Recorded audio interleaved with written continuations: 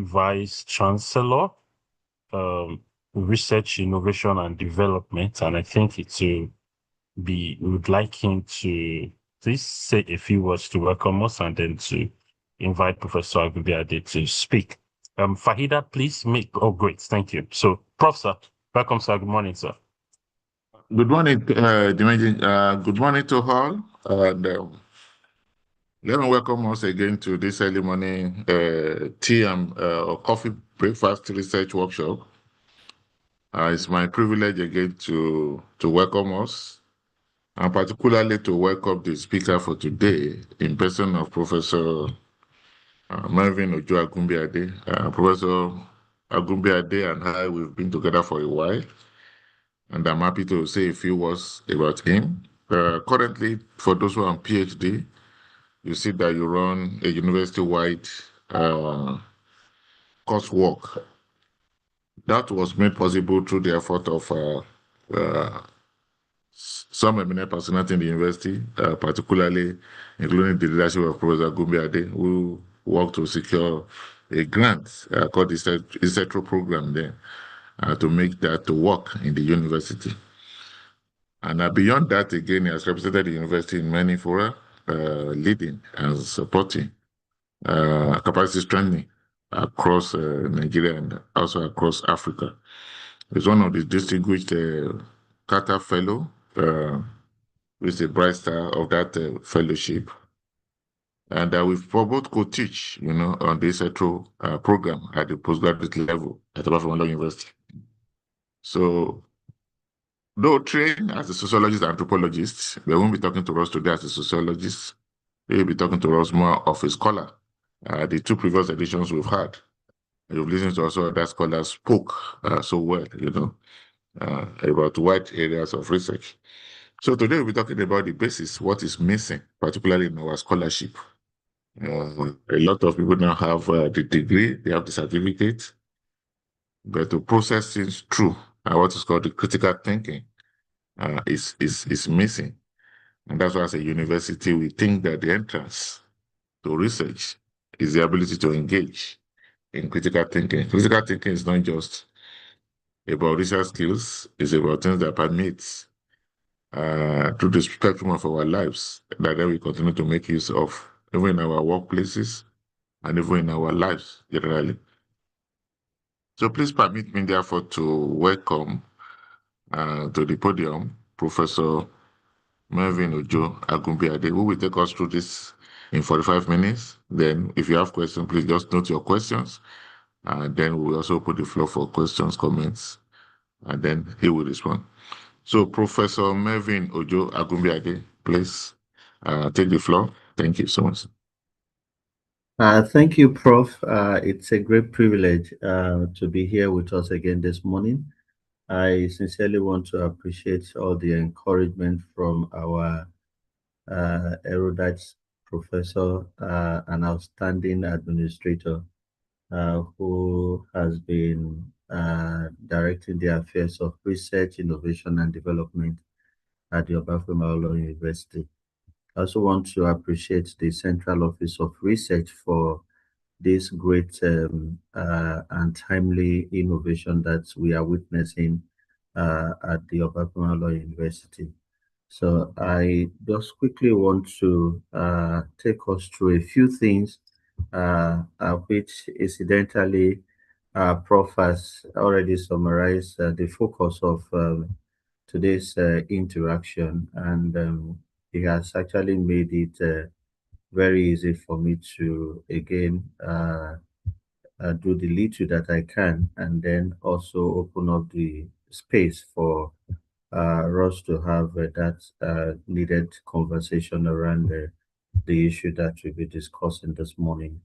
So I'm quickly going to put up the slides and then also speak to it, and then towards the end, there will also be room for us to again ask questions, make contributions, and also seek clarifications, especially in areas that may not be very clear at the point that such points are perhaps made. So just a second while I put up the slides for us to then start this interaction. Thank you also, Mr. Dimeji Omoye, for sending this invite and for also preparing the flyer in a very colorful manner. So I want to believe that we all can see the slides at the moment.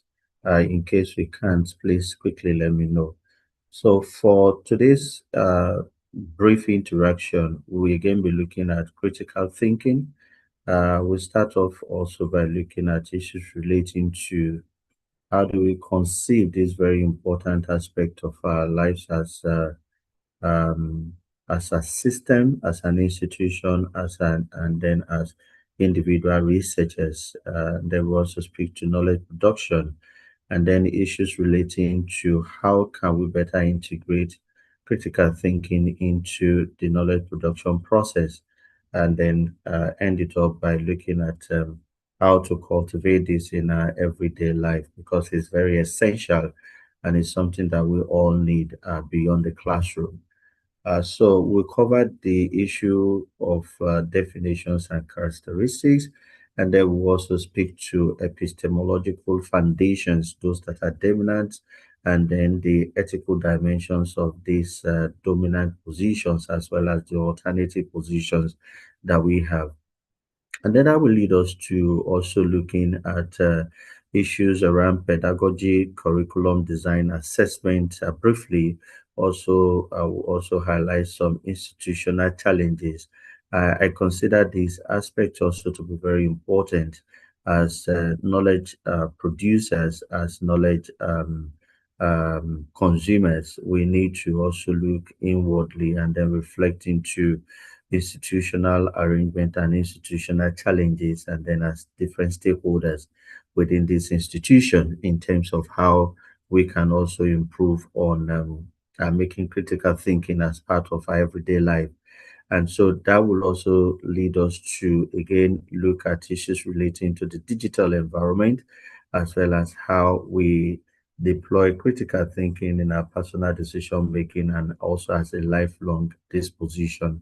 And then we'll wrap up the discussion by then looking at how can we properly integrate and mainstream critical thinking beyond the issues relating to content of our different disciplines that we are looking at across the different areas of interest that has brought us together this morning.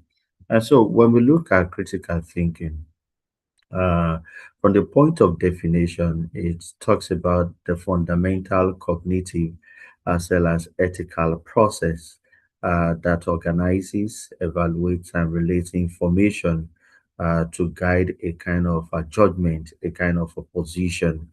And so there are two major things that I want us again to highlight in this definition. One is the cognitive dimension of critical thinking, and then the second has to do with the dispositional dimension of critical thinking.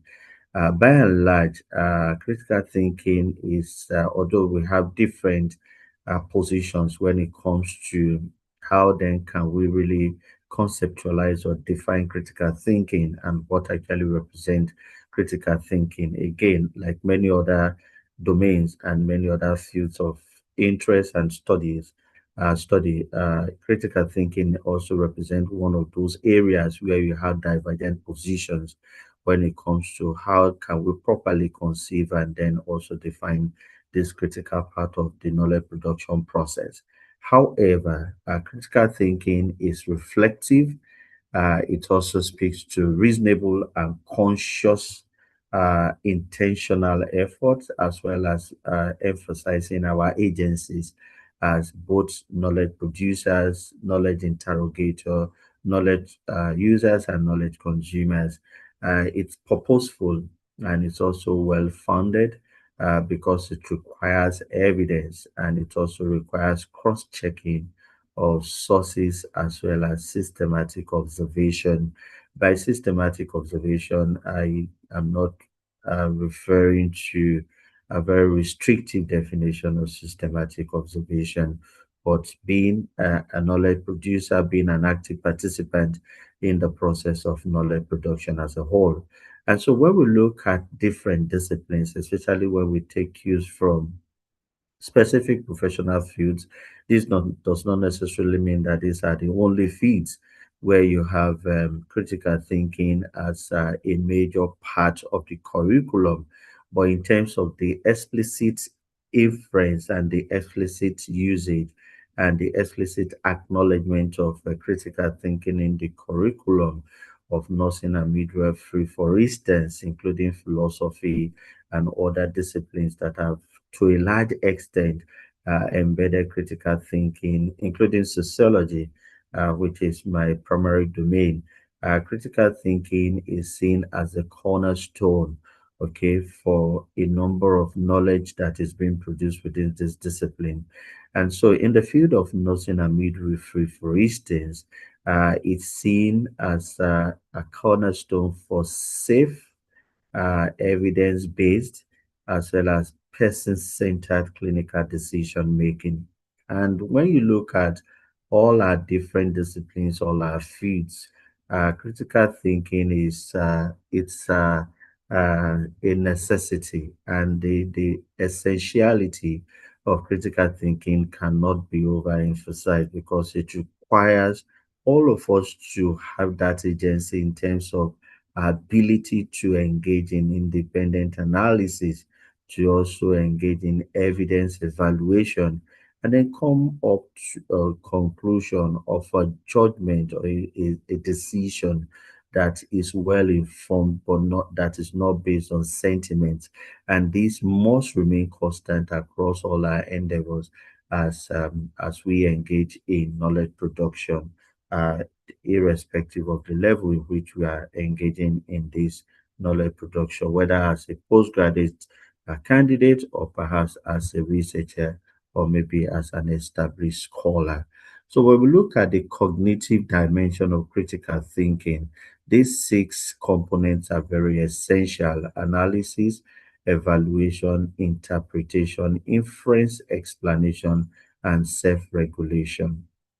When you look at critical thinking, the dimension in which analysis comes in, it helps us in breaking complex information into constituent parts. And this I consider not to be greater, but also very important. One, in our conceptualization of our research ideas, because one, there are moments that our own reflection and thought processes may make some things meaningful and some constructs and concepts meaningful to us as individuals. But then again, in the production process, the knowledge production process, beyond us as researchers, as learners, as doctoral candidates or postgraduate students, our ability to break complex information into constituent parts is a critical thing that must be with us at all times, because this also transcend beyond the period in which we are conceiving our research ideas, also to the point in which we are communicating our research findings, because knowledge itself is not complete until it gets to the end users and the final consumers of whatever we are producing. And so analysis is key as a critical function of the component at the cognitive level. Also, we have evaluation, which speaks to issues relating to validity, reliability, and relevance of what we are generating in terms of evidence. Because whatever we generate in terms of evidence should not just be useful to us or perhaps be sensible to us. It should also be validated. It should be accessible. It should also reflect the actual thing that we have in mind in assessing or perhaps measuring. And the relevance of whatever we are again embarking on in terms of knowledge production should not only be meaningful to us, it should also be meaningful to the humanity as a whole. Because what's the whole essence of embarking or engaging in research if the outcome of such research will only be meaningful to us as individuals, whether it is applied or theoretical or any dimension in which in terms of the end product of this research that we are again embarking on. Because our evaluation in the process should be in a way that it should not only be transparent to a large extent as much as it is possible, because it should also be repeatable by others. Because what we are doing as knowledge producers is, again, we are looking at what others have done, we are looking at what others have not done, we are looking at what has even been done in terms of the consensus and the divergent positions that may also be existing as far as this process is concerned. And this is very important and it's very key as far as the this component is concerned.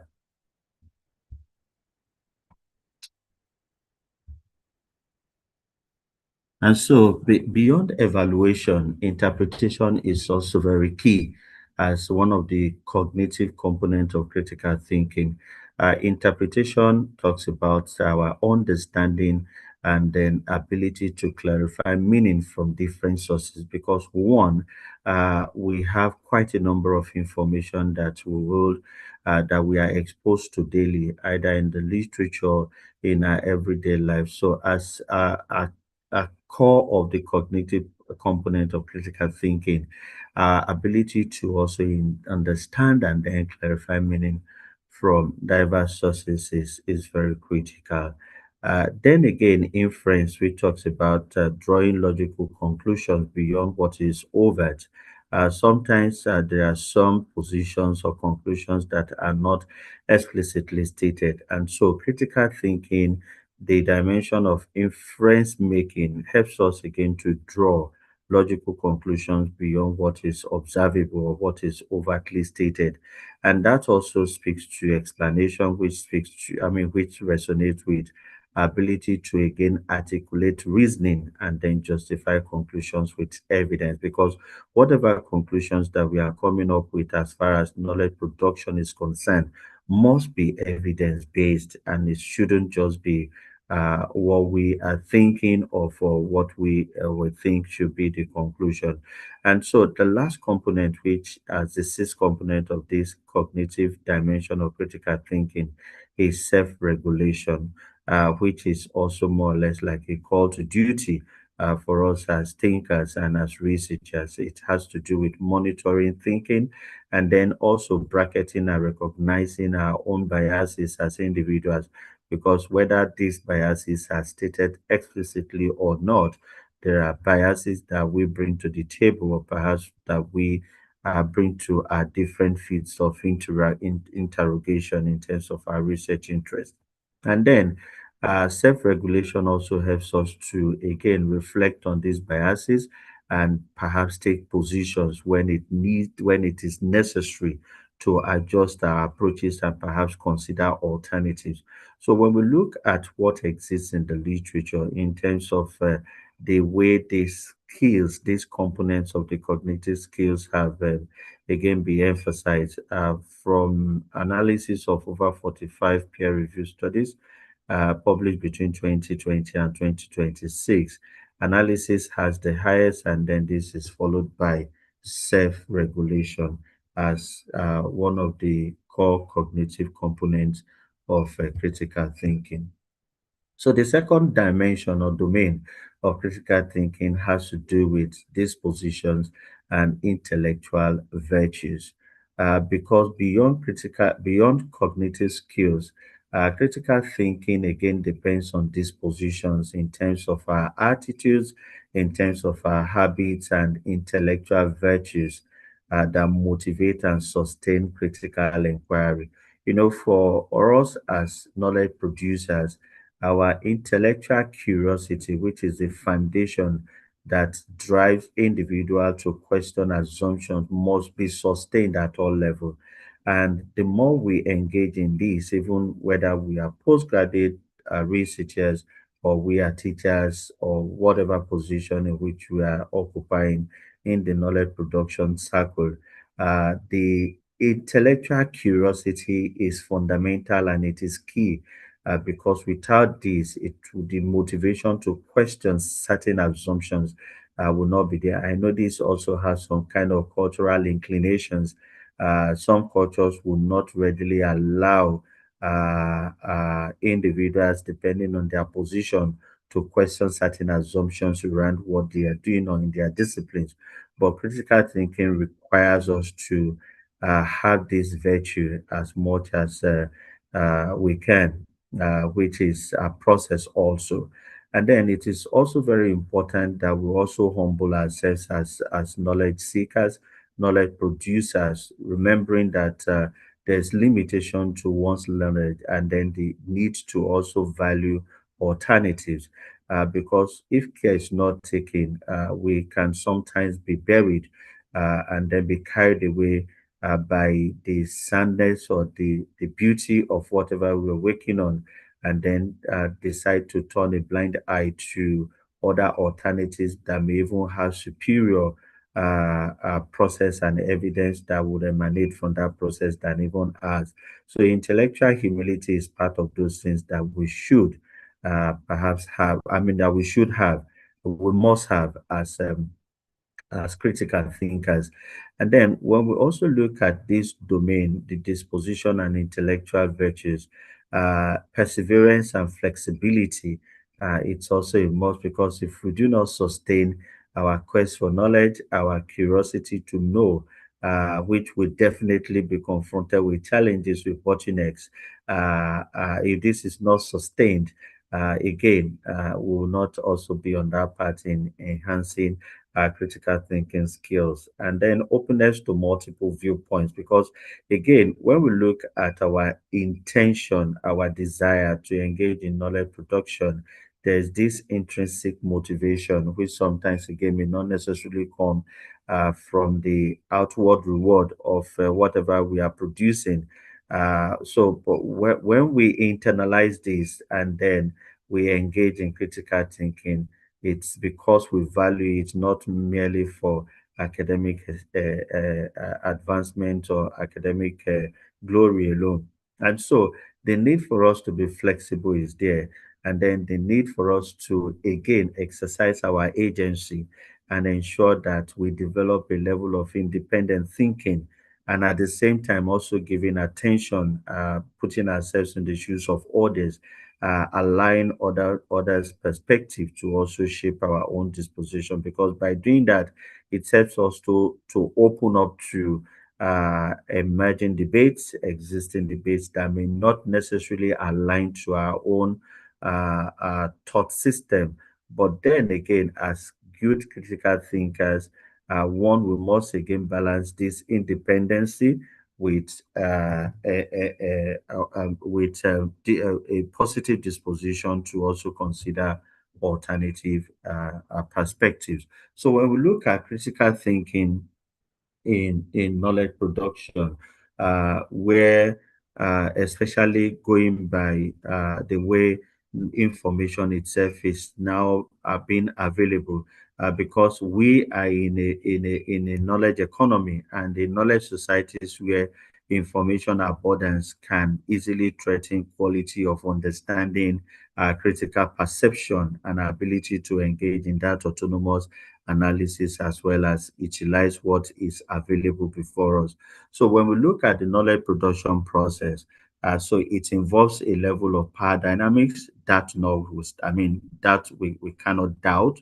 And then it also provides us that opportunity to then look at different epistemological issues, different epistemological positions in terms of who gains authority in knowledge creation and whose perspective are marginalized. When we look at what is going on now in the information world, especially with the availability or the avalanche of artificial intelligence and algorithms, you see that these are being assessed and they are being rolled out as if they are neutral. Yet these platforms have their own biases and they raise questions about methodological reductionism, whereby we tend to also believe that there's only one universal methodological approach that can fit in all, which is not what actually exists in reality. So critical thinking enables us as researchers to be able to interrogate these systems rather than just accepting them uncritically. Okay, so when we look at the different epistemological foundations and the multiple ways that are available in terms of knowledge production, we have the sophisticated epistemology where you have teachers and researchers who recognize knowledge as constructed rather than fixed. And so, in this sense, you see authoritarian epistemological views that position knowledge as handed down to suppress, handed down. And so you just take it in that sense, and then nobody bothers to to question that. But that is not how we can actually develop critical thinking. Okay, because when we have decolonization epistemology, for instance, this challenges this Eurocentric perspective and then promotes alternative ways, because critical thinking itself involves us working across epistemological traditions, evaluating knowledge claims, and then by also understanding the frameworks within which they were generated. We don't just take what we are being taught. We don't just take what we are reading as knowledge producers, but we also question, we also interrogate the frameworks that we are assessing this knowledge from, and the frameworks that are also producing this knowledge. And one of such is what we also find in the feminist ethos of care, whereby emphasis is placed on relational ontologies in terms of the properties of what body of knowledge that we are trying to produce, by ensuring that we are not again producing the knowledge that only resonates and reflects our own position, but rather we are again looking at our own positions as far as the knowledge production is concerned, and then looking through power relations, how our own position can also in itself influence what is being generated through the framework in which we are adopting. And this calls for a sense of reflexivity, which again allows us to then provide alternative explanations, alternative body of knowledge that may not actually resonate with the sophisticated and the well-established forms of knowing that we have in our different disciplines. Again, it's also not a process that then also comes easily, because when we look at the dominant narratives and the various platforms in which knowledge itself is being produced, okay, so again, calls are now being made by scholars to then say critical thinking also has some elements of ethics around how knowledge itself is produced.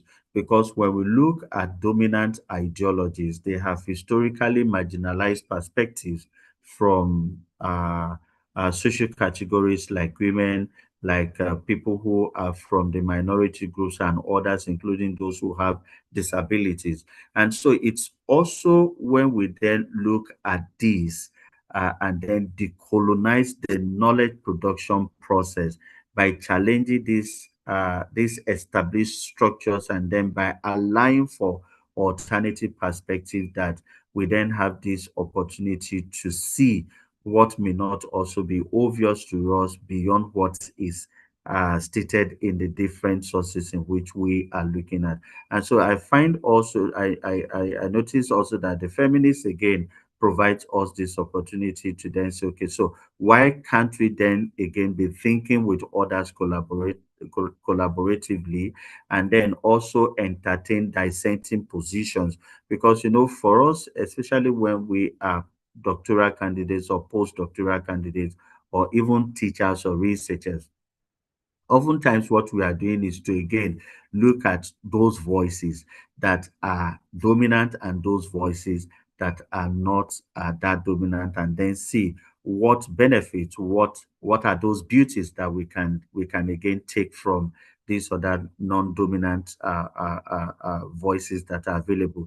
Again, this speaks to the dispositional dimension of critical thinking, because critical thinking is not just that technical component which speaks to the cognitive skills that I earlier mentioned. And again, the literature which I've also consulted shows that Wasatiyah, which is a Muslim epistemological way of also looking at knowledge production, demonstrates how critical thinking integrates with ethical frameworks to then say, you know what, we need to again engage in critical thinking, we need to engage in knowledge production, not just for our own personal gains or for our own personal benefits, but also for the benefit of humanity.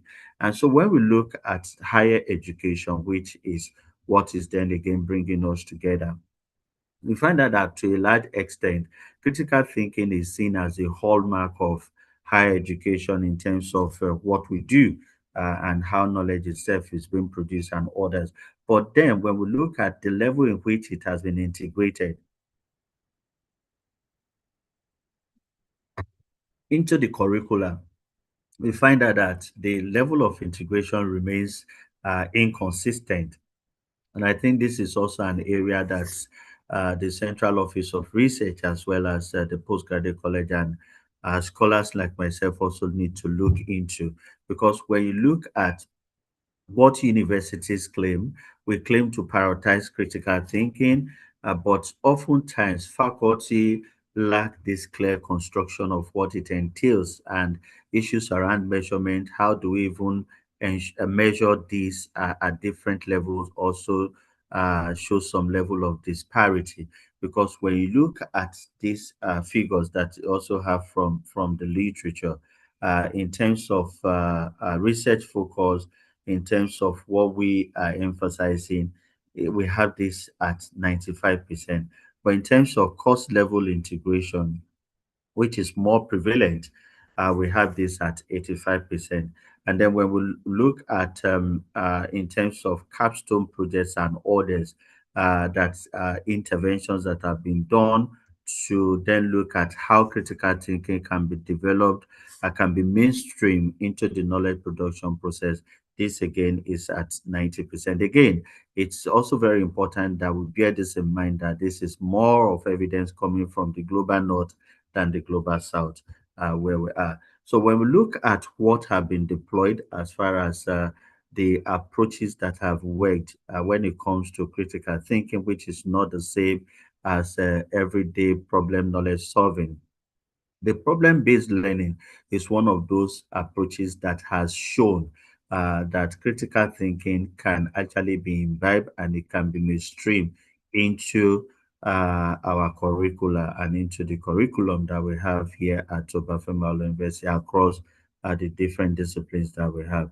And so you see, problem-based learning is one of those that have actually shown that when this is properly done, when this is properly integrated, it has a way of also instilling critical thinking into the learners, as well as teachers also benefit. The same also speaks to inquiry-based learning, which is also one of those approaches that have also been deployed. And then also design thinking, because when we empathize, when we also look at what will be the end users in terms of the adoption, in terms of who would then uptake what we are producing. Design thinking has also been one of those measures or those process approaches, pedagogical approaches that have been tested to see in terms of how this has worked. This has worked. And so when we look at curriculum design and assessment, okay, we can actually have explicit courses that speaks to critical thinking by establishing foundational understanding of critical thinking concepts and skills. We can also have this as part of what we would embed in disciplinary, looking at specific disciplines in terms of how then can we make our specific disciplines and curriculum in different disciplines more overt, more conscious of the need for critical thinking in higher education. And then where it is possible, the capstone, the use of having capstone projects can also be a way through which this can be embedded and can also be better enshrined in the way we also teach, and then ensure that critical thinking then becomes part of what we do across the system. These are part of what I think it's also very important for us to look at when it comes to mainstreaming critical thinking into our curricula as far as the institution is concerned. And so when we look at the literature again, there are some instructional interventions and learning models that also gives this kind of outcome. One of such is guided inquiry, and this has to do with structured support for investigative processes.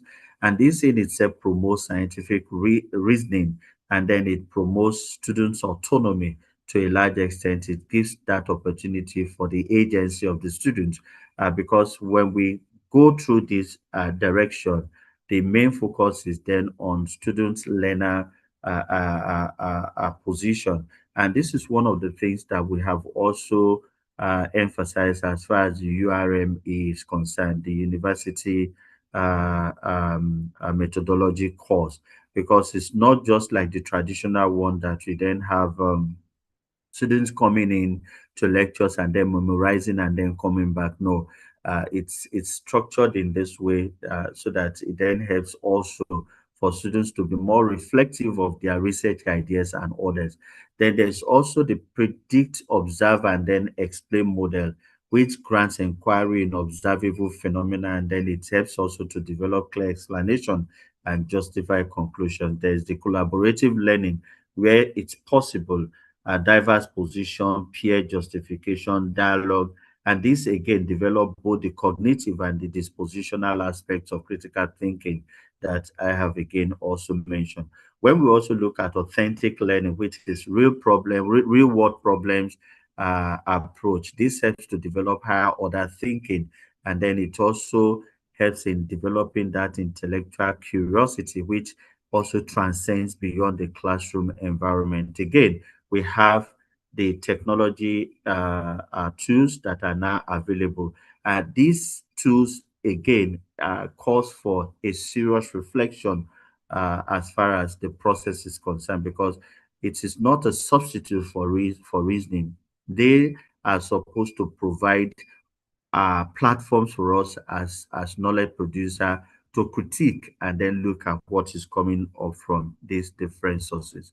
Okay, so when we look at technology and then digital literacy, one of the things that I've also realized is the role in which algorithms is also mediating information access, and students must develop the capacity to be able to identify algorithm recommendations. It's not everything that comes from these platforms that should then be taken, because if we don't deploy critical thinking to whatever information that is coming from all these platforms, it will more or less like position us in the knowledge production process as passive consumers. Rather, it's not a substitute for our own ability to again reflect critically on what is coming up from these sources. Again, as I bring this discussion to an end, it's very important that we then again cultivate critical thinking in our everyday life, because it must extend beyond the classroom and then become a way of approaching life challenges. We all require critical thinking to be able to make informed decisions, and we are confronted with volume of information from the digital and social media. We are also confronted with issues that we need to again look at from our personal lives, from our everyday life. And so, if we again imbibe critical thinking as a disposition, it helps to create that critical consciousness. It helps to also create open up our thoughts and our disposition to the fact that there is knowledge a disparity oftentimes, what is being shared, what is being produced, and also it gives us the opportunity to question the different privileges and the different positions that we have, as well as the structural inequity, which helps us to again query what is coming before us in different sources as we engage in everyday life activities. And so, in terms of best practices, again, there is a need for us again to then look at how then can we look at critical thinking competencies. which again is something that must be integrated into the way courses are designed, as well as the way courses are instructed. Again, it's also very important that we employ multiple strategies, because there's no one fix all approach that can give us the best way through which we can imbibe and mainstream critical thinking into the curriculum, into our curricula, into our disciplines, and then even as learners, because we have different capacities, we have different approaches to learning, as well as the capability of every learner is also not homogeneous. So what works for some may not also work for others. Then also the need for us to build collaborative partnerships, because between the teacher and the researcher, the learner, partnership in itself is very important, because no one is an island of knowledge. And so this kind of approach, to me, I think when we look at these approaches, they would definitely help in ensuring that we are able to again develop the culture of critical thinking, and then make it as part of our everyday life, beyond the classroom. Again, it's also very important that we just highlight the barriers in terms of implementation.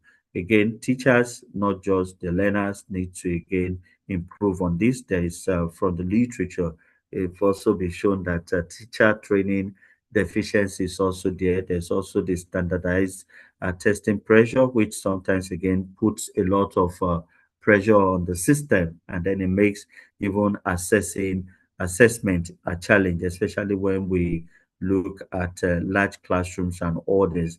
And then there's time constraint, there's large classroom sizes. We have a population of students also increasing, not just in Nigeria alone, but across a number of high institutions. There's also limited curriculum flexibility, the time that we set aside for us to also make our curriculum more responsive and not just reactionary. There's also the inadequate resources, which is also obvious to all of us within the system.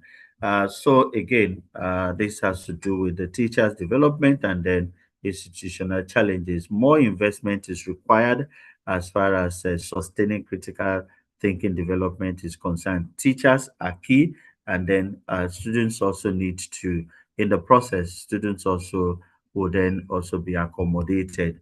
And so, in terms of conclusion, critical thinking is can actually be seen as a way of life.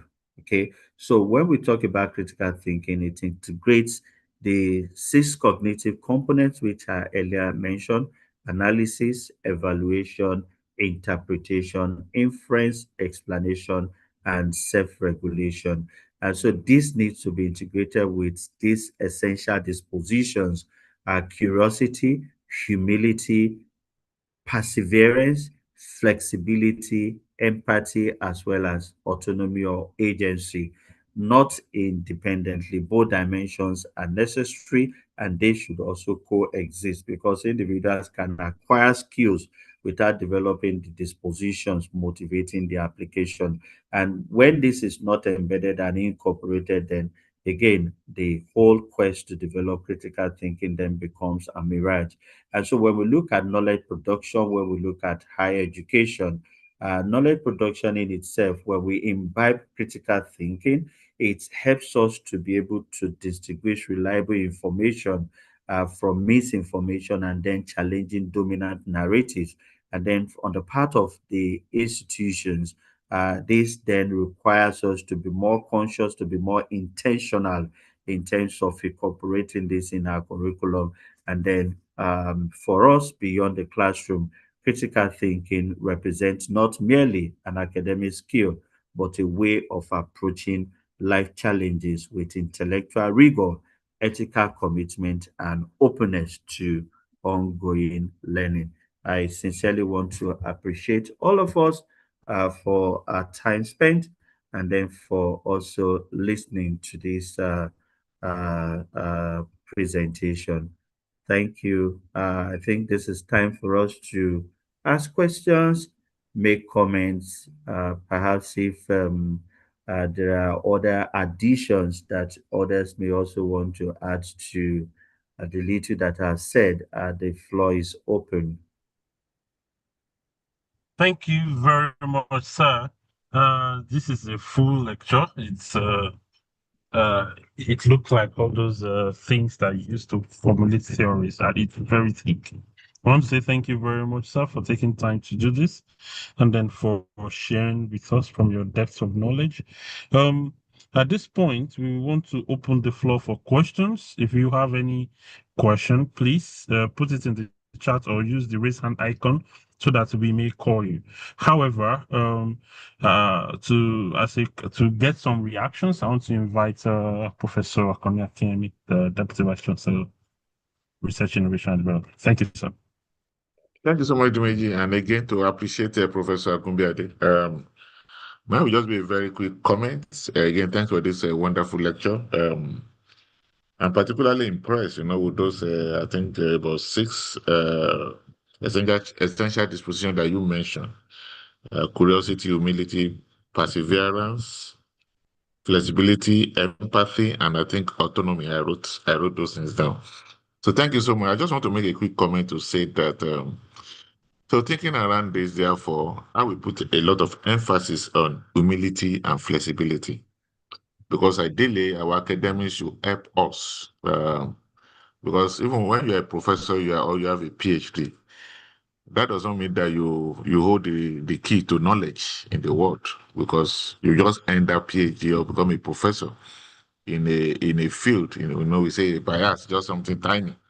Okay, so that should therefore for us should propel us to engage more critical thinking. And the first place of, I think, where the lecturer really spoke that really touched me, I used to say, like, the 2 cups of sugar that I picked was that it helped us to be humble, irrespective of our title, our position. It also helps us to be flexible so that we also respect other people's view.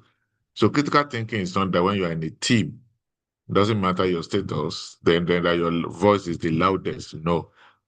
It's about you being able to, listen to other people, also process through what others, dissenting voices, what they have to say, and process it along with it. So, again, to appreciate Professor Gumbiade, I don't want to take too much of our time so that others also can have their comment and question. Thank you so much, sir. Thank you very much, sir. Yes, so I can see there's a hand up on Mini. Okay, that's from Catherine Emakbo. Catherine, please, you can ask your question. Are you able to unmute?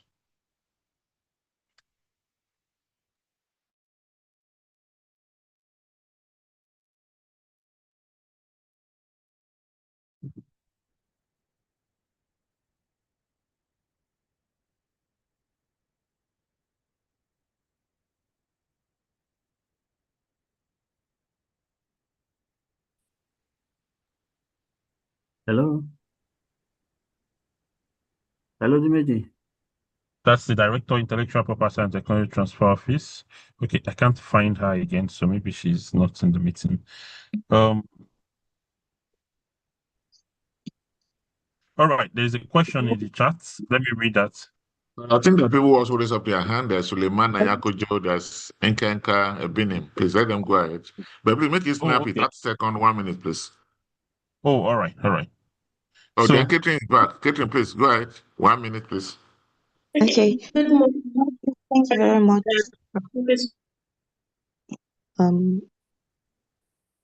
Hello. we can hear you. Catherine. Oh, thank you, sir. Thank you so much, sir. Thank you, Prof, for the insightful lecture. But as I was taking down some notes, I got thinking that does critical thinking, because you told us that it helps us to be curious, to be humble, flexible, and be open to new ideas, new opinions aside from what is. But does critical thinking only mean that we must always question everything, even when it seems like perfectly logical, or they are just things we are uncomfortable with? And also, does it only make us question things? Like, is there any point where critical thinking helps us to accept something that is reasonable, something that we could maybe from facts and from evidence know that, okay, this is good enough. Does it help us to do that, or it only helps us to question things? Thank you very much, sir. All right, thank you very much, Catherine. I think the next person is Nkemka Ebinam. Please, you can unmute and ask your question. Okay, good morning, everyone. Good morning, Prof, for the insightful lecture. My question is surrounding the ethics of critical thinking that you mentioned. I would like you to elucidate more on that. All right, thank you, Kemka. So now, Suleiman Ayokojo, you can unmute. Thank you. Yeah, thank you very much. It was a really wonderful presentation.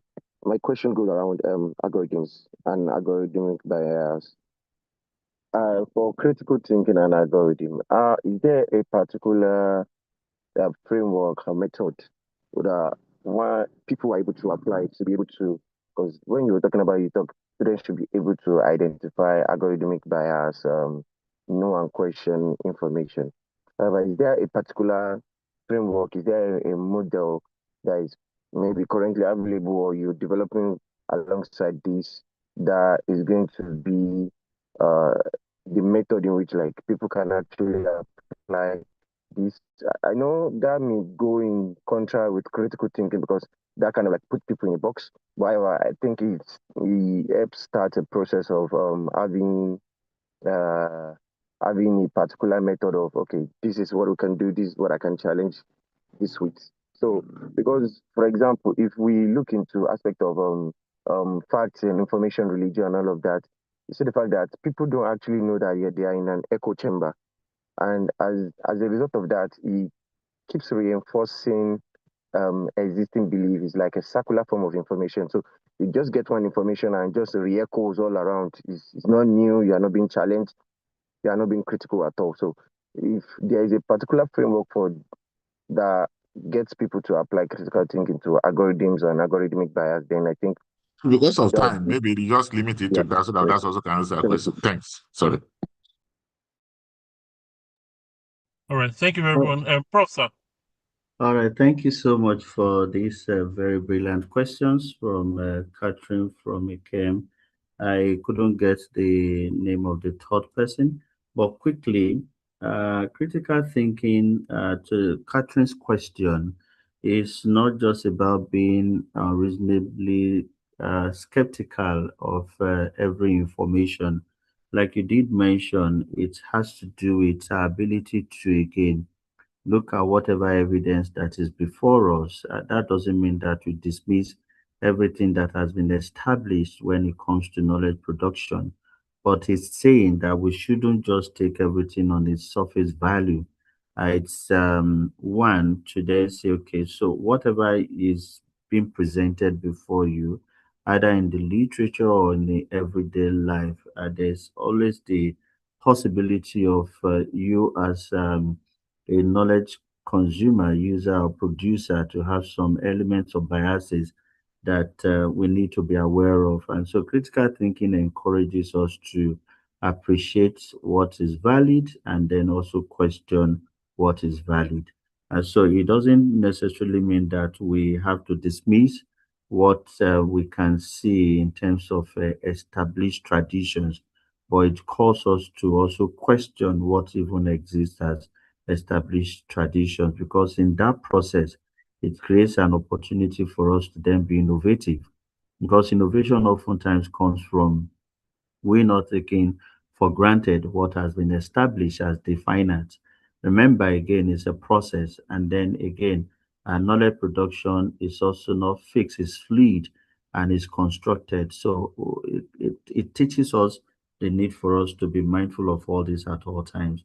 And then for the second question by Kimka, in terms of ethics of critical thinking, it speaks to the need for us to embrace alternative perspectives, and then the need for us not to be so carried away by our own established way, tradition of knowing and then of doing things. And so when we consider other alternatives, one, it can in a way reinforce what we know and how we have been doing things, and whether to strengthen the methodology and the approach that we have been used to, or perhaps we may need to then embrace alternative approaches.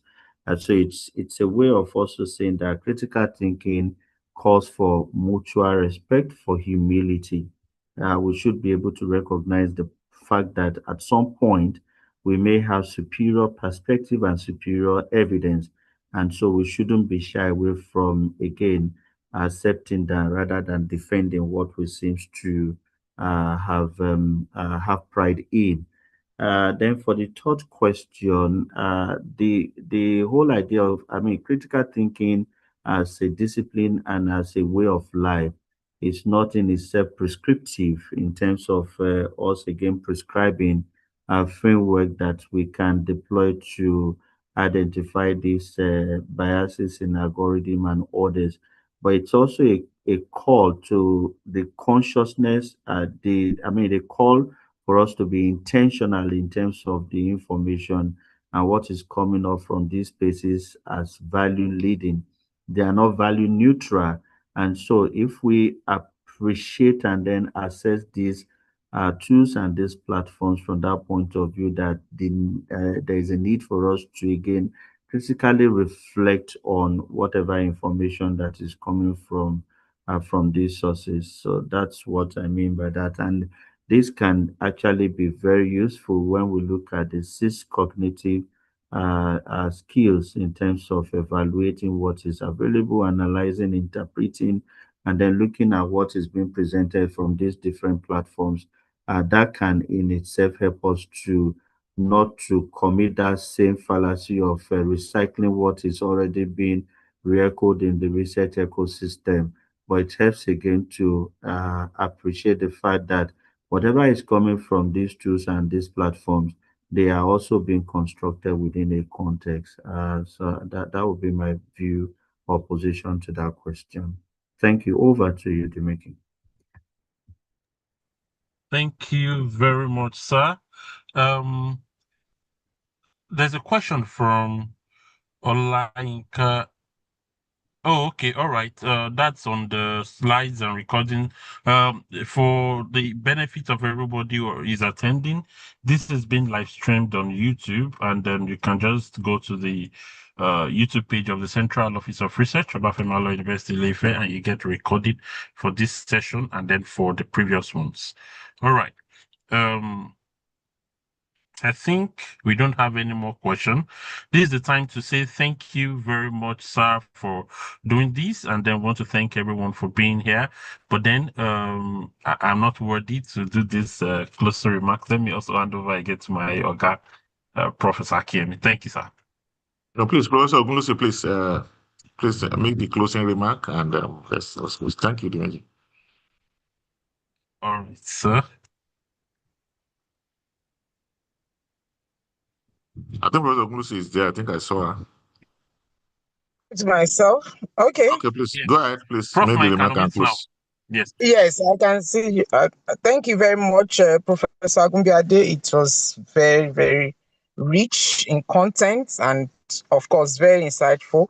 I have personally learned a lot of things. And maybe one thing I will say is that as you were speaking, I was just thinking about it, that without critical thinking, there cannot be creativity, there cannot be innovation. And so this is something that all of us have to take very seriously. So I want to say a big thank you to you once again, and I want to congratulate all the participants of this particular session. Please, let's take our time to go over our notes and apply all this that we have learned. Like Dimeji said, it's a full lecture, and we want to thank our presenter. Thank you, everyone. Thank you, the DVC, sir, for giving me this opportunity. Have a great day. Thank you. Thank you, Siora. Thank you, everyone. Thank you all. Thank you. Bye-bye. Thank you, everyone, for joining. Bye, See you thanks. next week. Same time, same link. Bye.